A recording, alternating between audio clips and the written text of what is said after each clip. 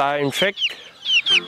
Alas 8 ng umaga. Dito tayo ngayon sa farm para asikasuhin yung mga manok natin na native chicken.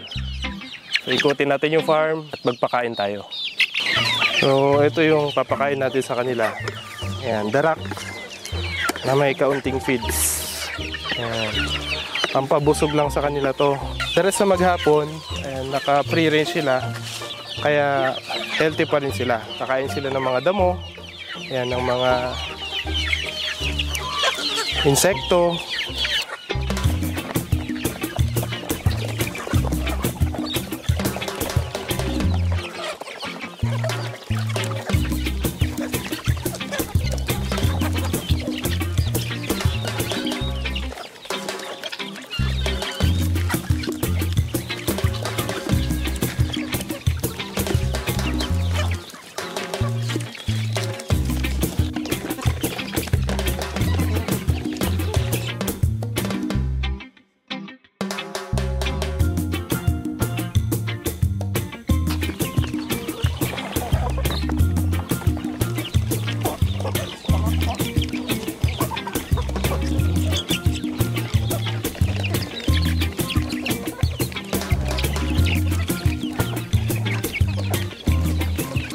Ibigyan din natin ng ganitong pagkain yung mga inahin na may kasamang sisiw.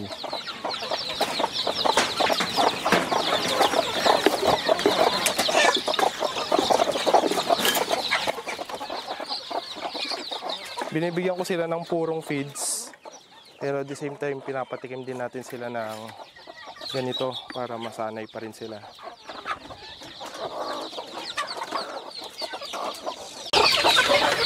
And nandito naman yung mga bagong sisiw na walay sa kanilang mga ina. Hali 27 yata yan or 28. Yung nakaraan na mga nakita nyo sa video ko, na andun na sila sa ibang cage. Ayan, puntahan natin.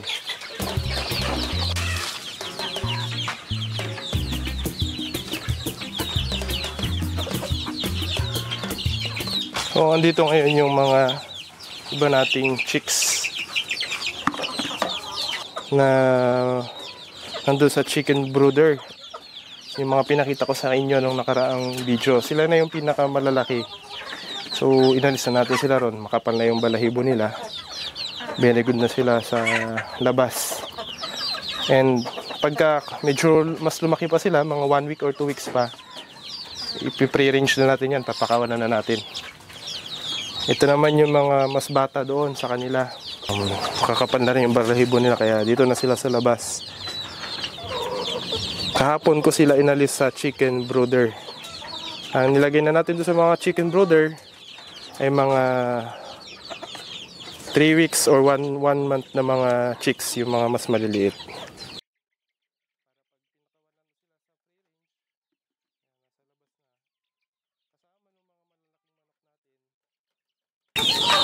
So, ayan. Inintroduce na natin sa kanila yung darak na may counting feeds para alam na nila yung lasa.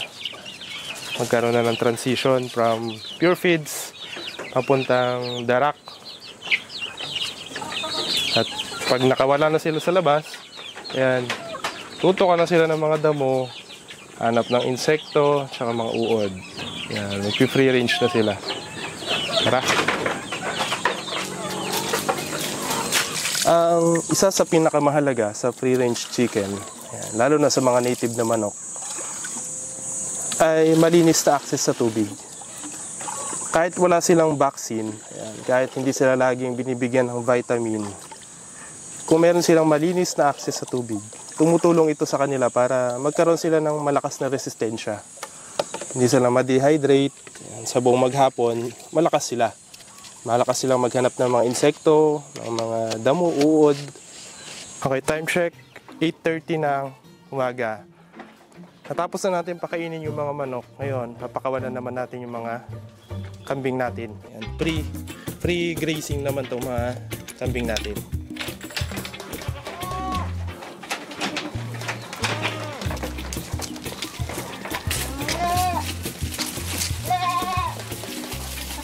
Wala!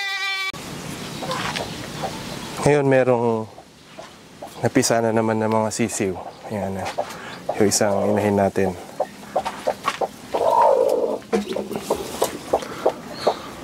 Ayan yung mga sisiw niya.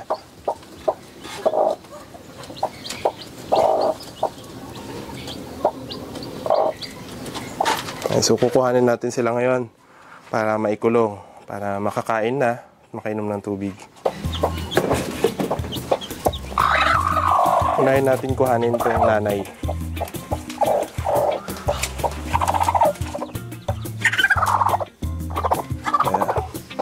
Kuha na natin nanay, kuha natin yung mga sisiw.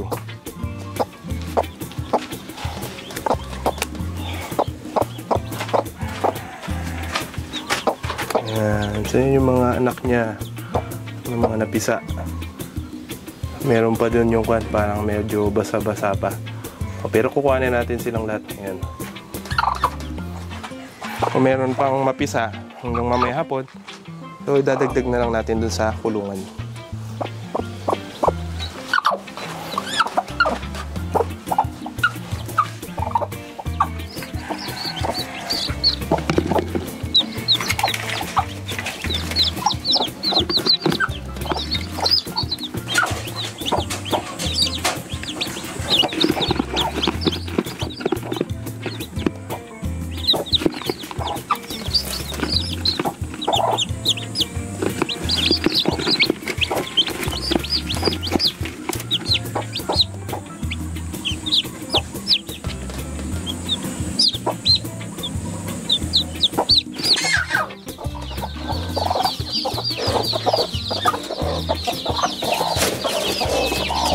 One,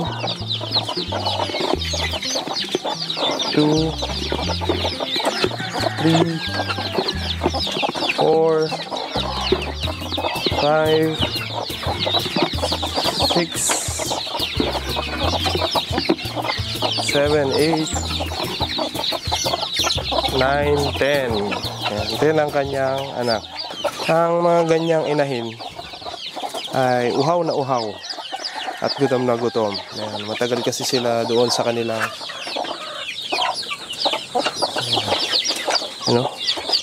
uhaw na uhaw yung inahin.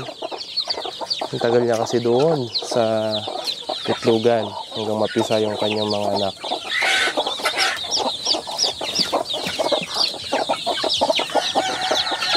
Gutom na gutom yan, tingnan nyo.